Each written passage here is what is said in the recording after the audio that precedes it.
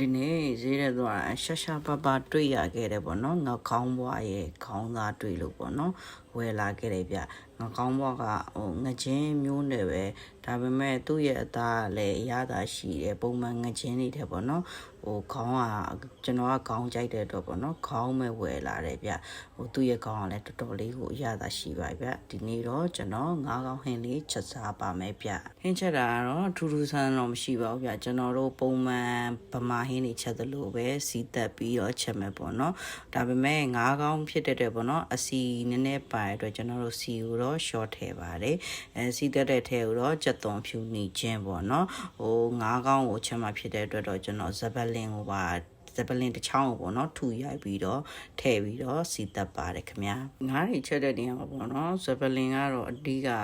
main လို့ပြောရမယ်ထင်တယ်ဇပလင်ထည့်ပြီးချက်တဲ့ငါးဟင်းကတော်တော်လေးကိုအနှံ့ရတာနဲ့ပြည့်စုံတယ်ပေါ့နော်ပြီးတော့စီတက်တဲ့နေရာမှာပေါ့နော်ငံပြားကြီးပေါ့နော်တချို့ရက်ဒေတာကြီးကတော့ငံပြားကြီးသုံးနေဟင်းနေချိန်ပေါ့နော်တချို့ကြီးကြတော့မသုံးဘူးဗျအဓိကသုံးတာကတော့ငံပြားကြီးသုံးတာကတော့မြန်မာပြည်အောက်ပိုင်းနေဆိုရင်တော့ငံပြားကြီးအသုံးများတယ်ဗျ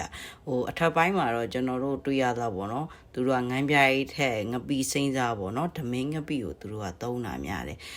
ဒီနေရာမှာငံပြားကြီးသုံးတဲ့နေရာမှာလည်းတချို့ရက်တွေကဟင်းထဲမှာငံမြားရီကိုရောနေတာရှိတယ်တချို့ကကြတော့စီတက်တဲ့ထဲမှာပေါ့နော်ငံမြားရီလေးကိုထည့်ပြီးစီတက်တယ်ဗျကျွန်တော်ကတော့ပို့ပြီးသဘောကျတာတော့စီတက်ထဲမှာငံမြားရီလေးကိုစီထည့်တက်လိုက်လို့ရှိရင်ငံမြားရီအနံလေးပျောက်တယ်အရသာအတွက်လည်းပို့ပြီးတော့ရှိတယ်ပေါ့နော်နောက်ပြီးတော့ဗမာဟင်းချက်လို့ရှိရင်အဓိကအသက်ကတော့သူကလုံးတာခမလုံးလို့ရှိရင်တေချာနာနာလေးလုံးရင်အညီနှမ်းပြောက်တယ်ပြီးလို့ရှိရင်အထားခံတယ်ဗျအဲ့အတွက်ဟင်းတွေချက်လို့ရှိရင်အဓိကတော့ဟင်းစီတက်ပြီးတော့နာနာလေးလုံးတာပါခမ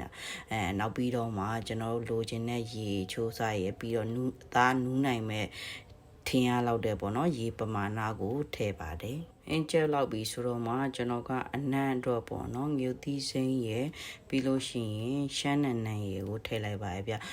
ဝယ်လာတဲ့ဟာတွေဟင်းခက်အရွက်ပေါ့နော်ဝယ်လာတာအစင်သင်းမရှိတဲ့အတွက်အိမ်မှာပေါက်နေတဲ့ရှမ်းနံနံဝယ်ထည့်လိုက်ပါတယ်တစ်ခါကျရင်တော့နံနံပင်နဲ့ဆိုရင်တော့ပိုးပြီးလိုက်တယ်ဗျဒါပေမဲ့နံနံပင်လည်းမဝယ်လာခဲ့တော့ပေါ့နော်အိမ်ခြံထဲမှာပဲစိုက်ထားမဟုတ်ဘူးပေါ့နော်ပေါက်နေတဲ့ရှမ်းနံနံလေးကိုပဲအုပ်လိုက်ပါတယ်ခင်ဗျအခုဟင်းကလည်းကြက်ပြီးပြစားလို့လည်းအရန်ကောင်းပါတယ်ခင်ဗျဟင်းချက်နီးလေးတွေကိုစိတ်ဝင်စားလို့ရှိရင်ကျွန်တော်အကောင့်လေးကို follow ပေးပါအောင်เนาะအားလုံးကိုကျေးဇူးတင်ပါတယ်ခင်ဗျ